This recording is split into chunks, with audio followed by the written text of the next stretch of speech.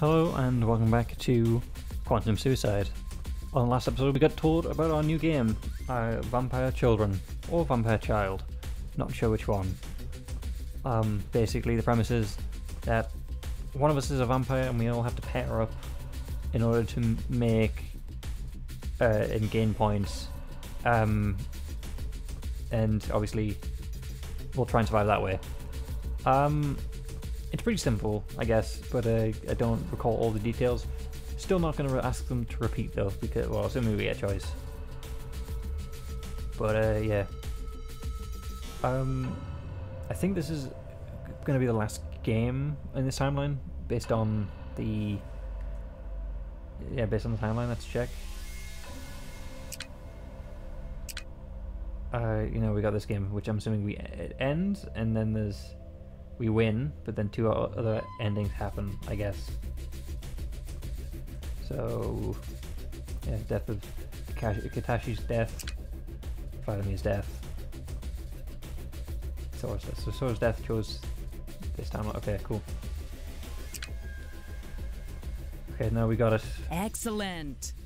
Di suddenly zapped out of the room, and the broadcast opened overhead, where we could hear Di using her best customer service voice. We understand that you have a choice in deletion game carrier and want to thank you all so much for choosing the Die Deletion game service.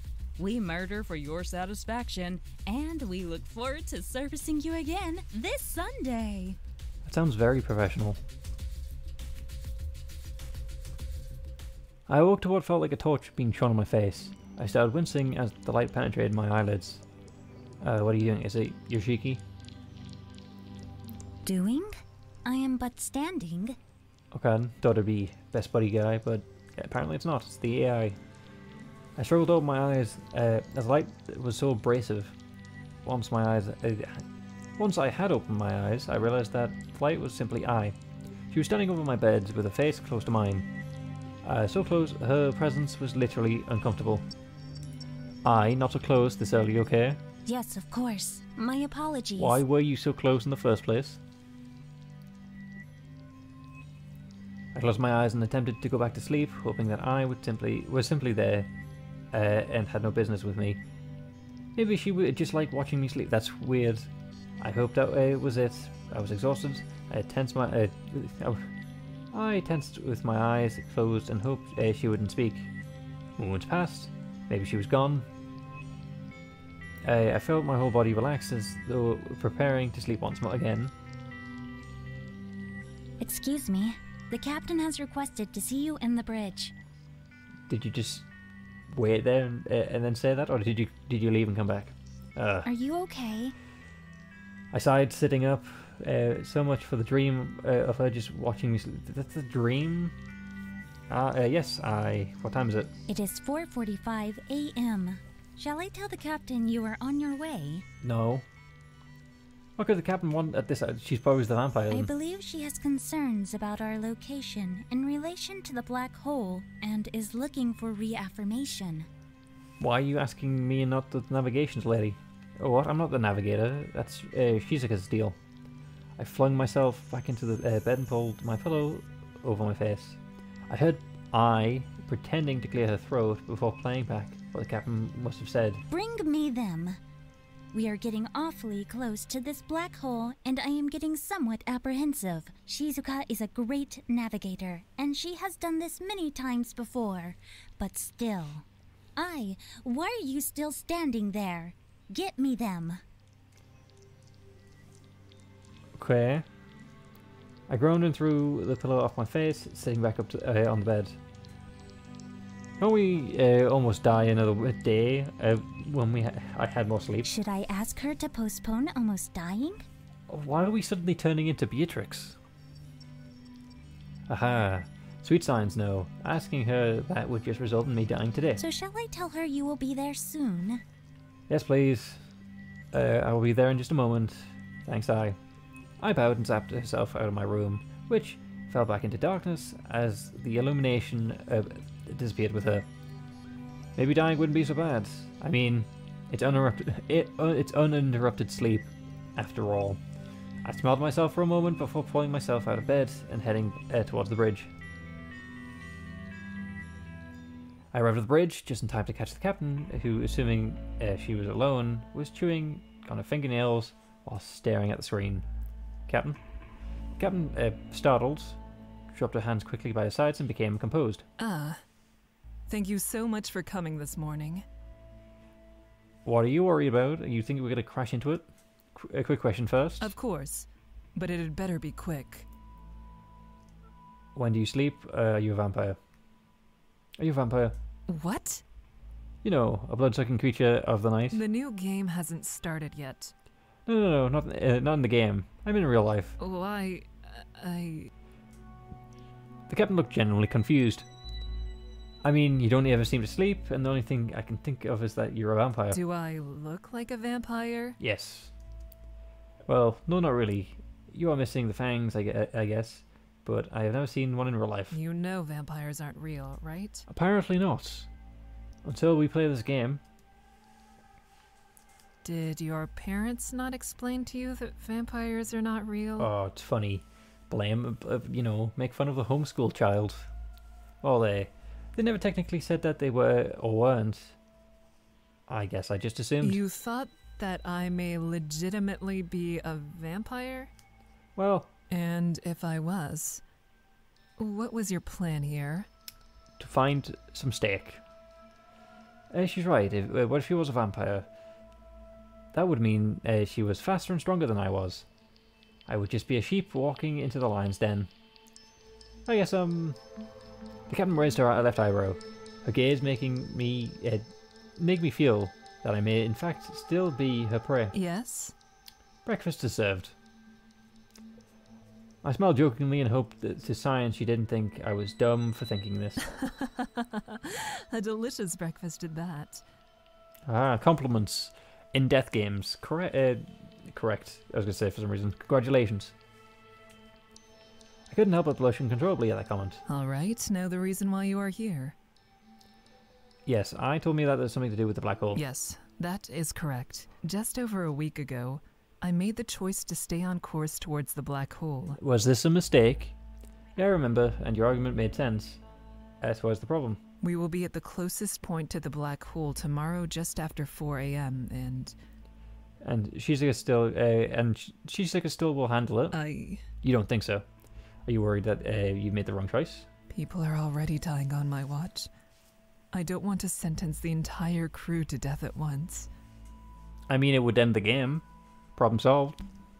Captain, no one was going to die being close to the black hole. As Shizuka said, we should miss the event horizon, which, as you know, is like the point of no return in the black hole. We won't get stuck, we won't die, but we probably do, and that probably would send us back in time. The captain did not look convinced. My understanding of black holes means that the worst case scenario, while navigating through its gravitational pull, we might experience time dilation, but even then, it shouldn't be observable from us. Time dilation? To put simply, time passes slower the closer to a black hole than for those further away from it. So a day for us might in fact be a year for others further away. But theoretically, we still shouldn't even notice. Okay, that's definitely going to make an issue for the mission, I guess. The captain started looking even more concerned. Nothing I was saying was helping her. Not helping here. Maybe I was making it worse. My father always said that people are like parrots. They love their own reflections and their own voices. Maybe that's what he meant. Here goes. Captain, would you rather have a 100% chance of a death or 50% chance? The captain's worried demeanor quickly melted away, and she turned her glance to me, smirking. Wise words. I wonder where you got them from. But you are right, and so was I. Not chancing the black hole is a death sentence in itself. To be fair, sometimes that doesn't work because you repeat something that someone said back to their own face and they just go ballistic. See, you're better. No point worrying about what we can't control. We either die for the black hole or a psychotic AI system, both noble deaths. The captain took a moment looking stern before breaking into a laugh. Noble indeed. Thank you for the laugh and for your counsel. Cool, you owe me one. Can I go to sleep now? You are most welcome. Now, if you'll excuse me, I have a bed waiting for me. And then we wake up, and not only is I watching us, but the captain is feeding on us like the vampire she is. I made my way back to my bed, waiting for me like a loyal friend ready to embrace me. It was good to be back. I had been asleep long enough. I felt quite rested. Maybe the first time on this ship. It was time to get back to business. I hopped out of bed, and this time with such more spring, and I headed towards the lab with two things in mind. One, changing dimensions. Two, finding the deactivation code for die. Are we going to get like a single code, like a part of the code in this timeline, and we've got to hop to another one, get the other code, then another one? Or for the lab, well, I guess it would be my lab, my lab now, since Vladimir. Alright, let's begin. Hi. I appeared before me almost before I'd finished saying her name. Must be nice being able to move around that fast. Yes? Have you got any new information at all about the deactivation code? I am afraid not. If I did, I would notify you. True, unless you wouldn't, because you might be evil. Yes, of course, my apologies. Now, if you will excuse me. I bowed and disappeared from the room almost as quickly as she appeared. Well, that wasn't a positive start. Alright, next problem, the damn watch. I pulled the watch out from the box, and the lab had stared at it intensely again. It still looked exactly the same, and made the same stupid buzz noise when I pressed it. This is the definition of insanity, doing the same thing over and over, and expecting something new. Good morning, sailor. Surprised you're here. Hello, Beatrix. Are you gonna kill us? Because this time we actually let you sleep. I turned around to see Beatrix, and it led us off into the lab. Oh, good morning, Beatrix. Still playing with that watch? Yes, we're gonna be the next Ben 10. Alright, afraid so. I'm getting nowhere, and I'm just going crazy here. Maybe you're missing the point. Makes sense. How can I be missing the point? What if that watch has nothing to do with anything, but you have become fixated on it and are now missing the real solution? That is very likely, honestly. What if your parents' research was a dead end, and now you are just continuing to waste your time? I'm now only 50% agreeing with what she's saying. You could be right. Maybe I'm chasing the wrong idea. Yep, you could be. Beatrix answered flippantly, like it was obvious. So what do you suggest then? I suggest that we enjoy today. We might be dead tomorrow. Fair enough, really. At this rate, we will be we will all be dead within months. So, you have months to solve the unsolvable problem. Okay. Beatrix has convinced me that she and Yoshiki is the best for uplifting spirits. I was unsure how Beatrix was so relaxed about the possibility of our future deaths, but I found it reassuring somehow. I stood for a moment, considering her words. Did I want my last moments on this Earth? On this Earth? We're not even on Earth. We're in space. We're on a spaceship. Bashing my head against the wall, trying to enjoy the company of those around me. Cool. I'm saving because this is a decent choice. I'm gonna hang out with Beatrix. You're right. Let's spend our last moments doing something we enjoy. I slipped the pocket watch into my pocket and smiled at Beatrix. I knew you would see it my way. You're very convincing. Half the time. What do you have in mind? Beatrix appeared to be thinking.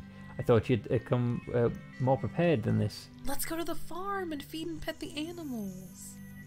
Surprisingly wholesome. I wasn't expecting that, as something she would want to do. Sounds nice.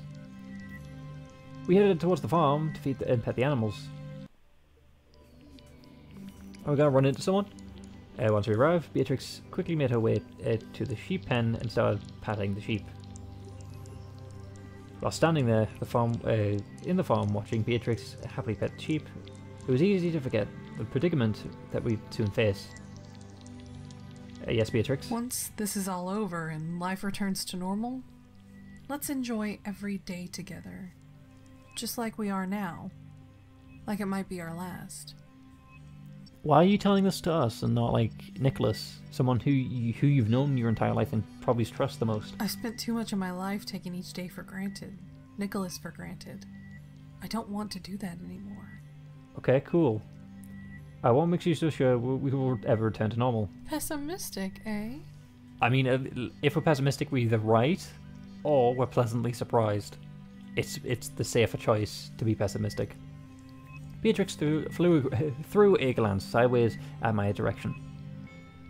I would rather believe that I'm a realist. That's just a fancy word for someone who's given up. I mean, fair enough. What's the point of playing a game that you know you're going to lose? Giving up is just quicker.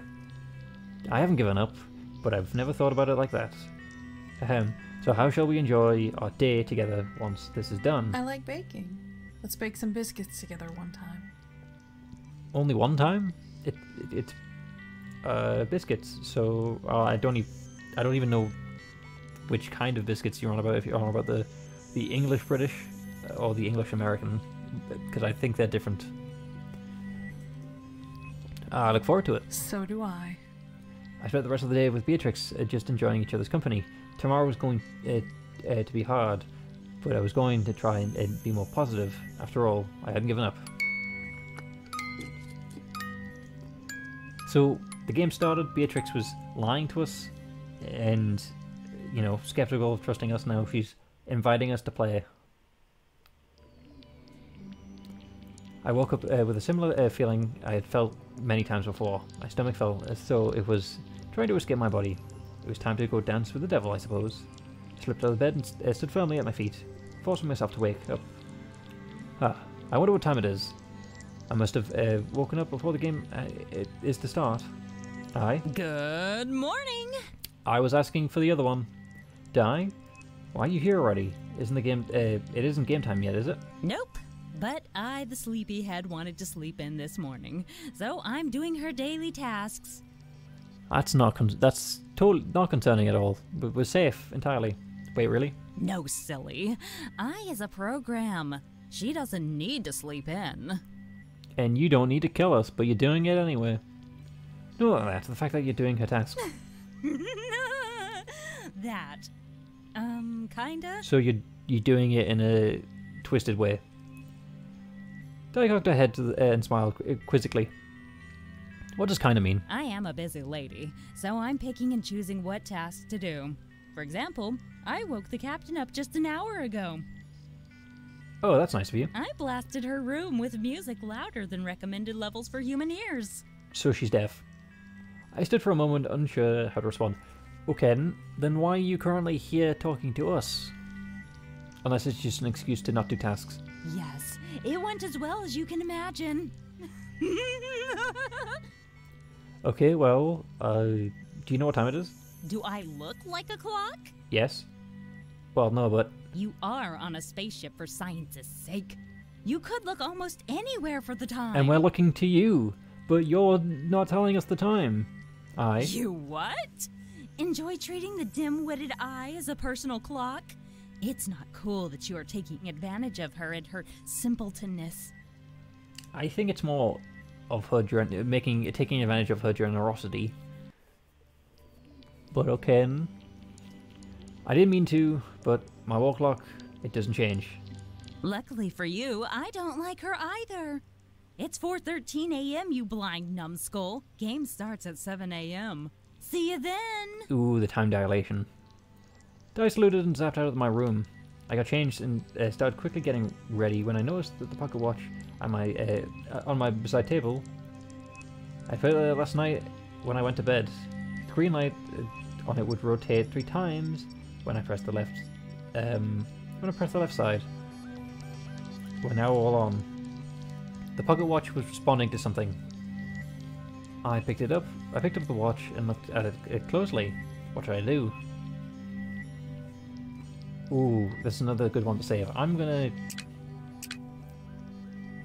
Let's deal with the deletion game first, then we get information. Chapter 4. I didn't know what would happen if I pressed the buttons now. For all I know, something devastating could occur. I stared at the watch with a stomach-churning mix of respect, fear, reverence, and awe. I slipped it gently into my pocket, taking extreme care not to brush any buttons with my hands, and I had a huge breath, realizing that I had been holding it the whole time. Think? Come on. You think? Perhaps it would be the best to get some advice on this matter. I decided to consult Beatrix. Ooh, Ken, surprising. I wound my way down the hallway, head swimming with thoughts, and found myself staring at the door of the Vogel quarters, with no recollection of how I arrived there. Shaking my head to try and clear it, I pressed the intercom button. Beatrix, can I speak with you for a moment? No response. Beatrix? Still nothing but silence. I stared back down to the hallway when I heard the door opening one behind me. Zero? Good morning, Nicholas. It would be, if not for recent events. Oh, I'm sorry, Nicholas. May I speak with Beatrix? Yes. What am I supposed to think when you, a young man, comes to wake my sister at some ungodly hour of the morning? That it's dangerous and something might happen and I need her word for it. Are you really thinking something's going to happen between the two of us? It took a moment for me to realize what Nicholas had implied. No, it's not what you think. Go on then, I'm listening. Come on, Nicholas, I thought you were logical. It's not.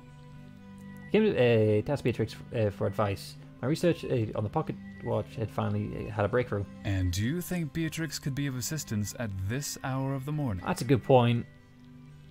She's not the best kind of person to deal with in when she's woken up. Nicholas chuckled apathetically, as if I was about to walk into a lion's den. Be my guest. I will give you two some space and go and fix up some breakfast. Cool, I'll try and stall and stay alive until you get back. Nicholas moved to one side, motioning for me to enter. He gave me one last pitying smile and disappeared down the hall. I stepped into the room and saw the outline of somebody wrapped in the blankets on the bed in the corner. Beatrix? She didn't respond. I tiptoed closer to the bed and tried to gently rock her. Beatrix, is me. I was just expecting you to either punch us or slap us, really.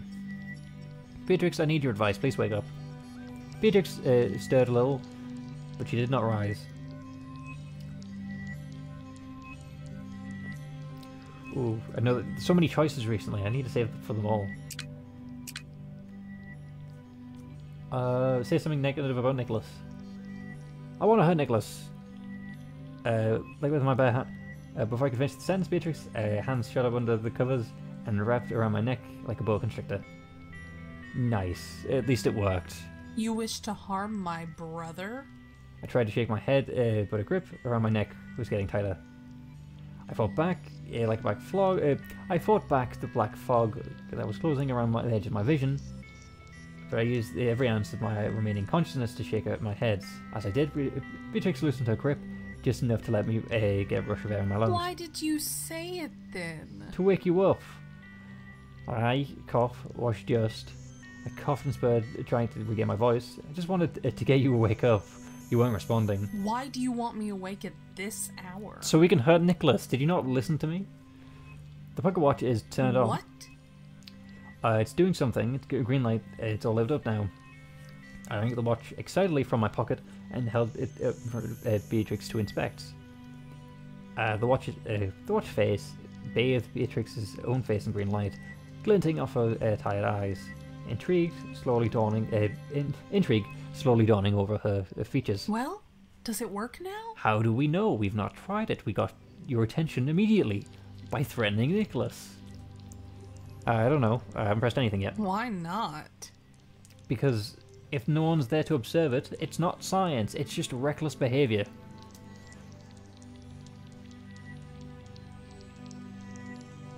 I'm not going to save for this one. I'm going to just ask if you In do. a heartbeat. Cool. You press the button. If it explodes, I will tell Nicholas it was the captain's fault. Yeah, there's no really any characters I'd dislike to blame things on people, so I guess it would just be our fault, really. But what about Nicholas? What if using it kills him? If I knew for sure that it would kill Nicholas, I wouldn't touch the thing. But I don't know that. Quite the contrary. It may be the only thing that can save him. Okay, but if he dies, you said you were gonna press the button. It's not our fault. You'd risk that? Look, you'd have to be blind to see that we're practically dead already. Dye isn't stopping. It's just a matter of time. Time dilation. Boom. It clearly painted out just to mention the possibility of Nicholas dying. So, if given an option, no matter how dangerous or unlikely to work, I would take it. That's surprising from you. Beatrix was right. Even with this, I couldn't bring myself to push the button just yet. I thanked Beatrix and made my way back to my quarters, so I could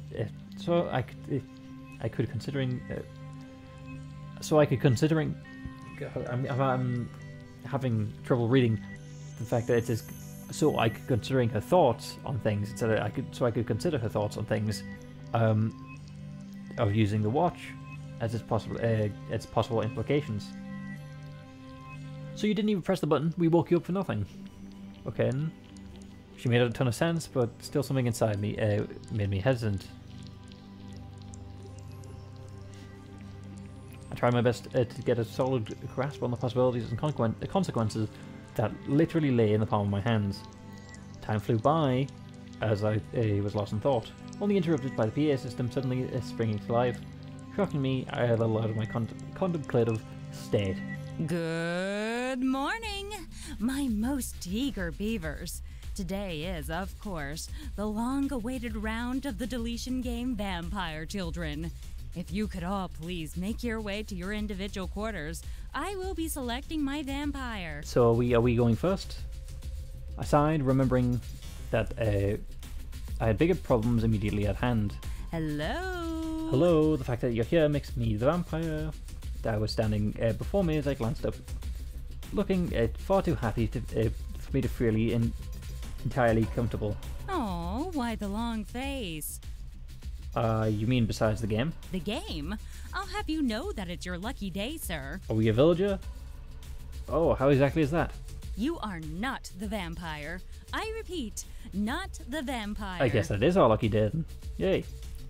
Why is that a good thing? I have run a simulation of the game many times, and you are way more likely to win if you aren't the vampire. So you're saying I'm likely to lose if I am the vampire? Or am I just likely to win regardless? So isn't that unfair? I didn't say by how much. Besides, this game is about convincing others to breed with you.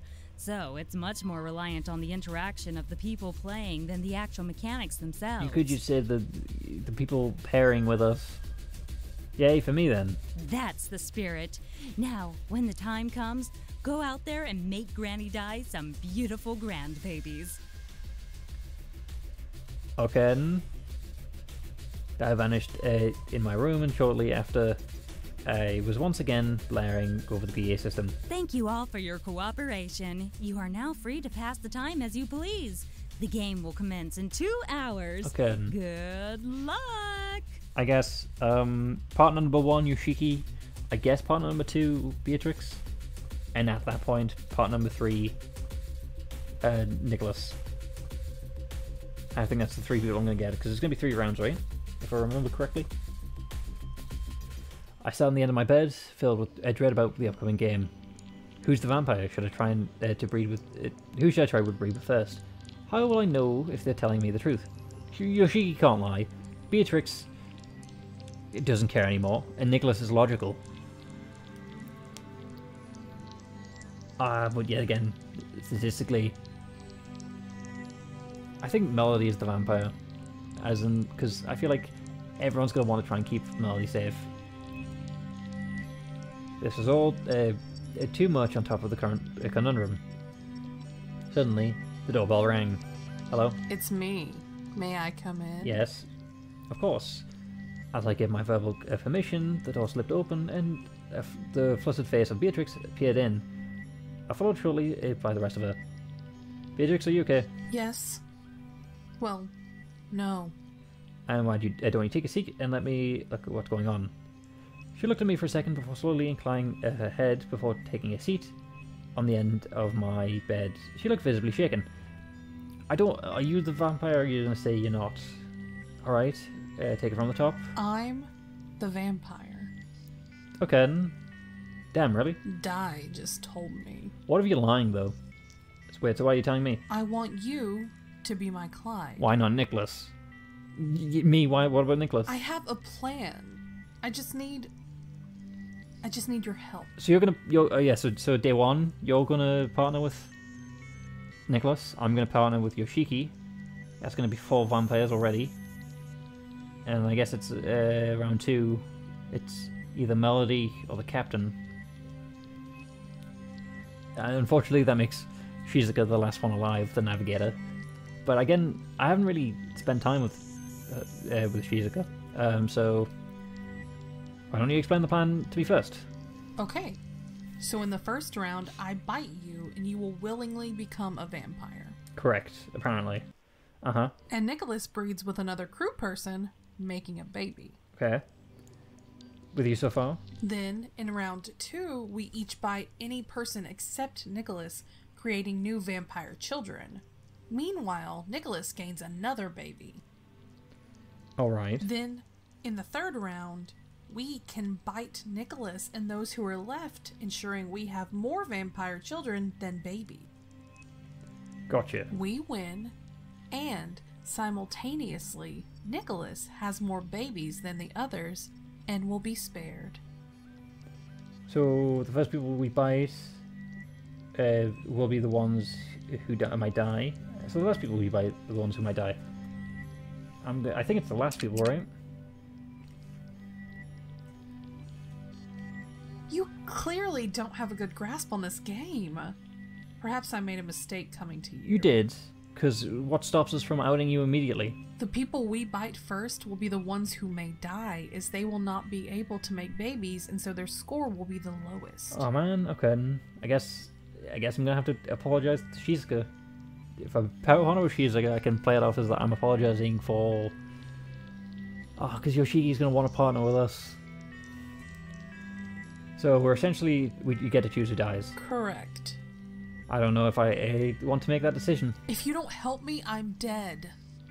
Hold on. You're choosing us first.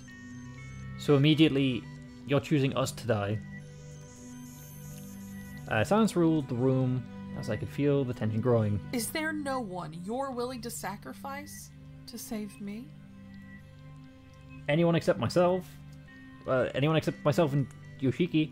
I came to you because I want to save you.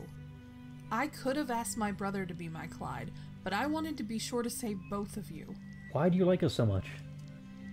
And this is the only way I can think of doing it. I want to save both of you, and so I will. We'll have to put a pin in it, and I'll have to see you in the next one. Because, yeah. But I'm enjoying it so far, and hopefully so are you. And hopefully I can see you on the next one. With that, goodbye.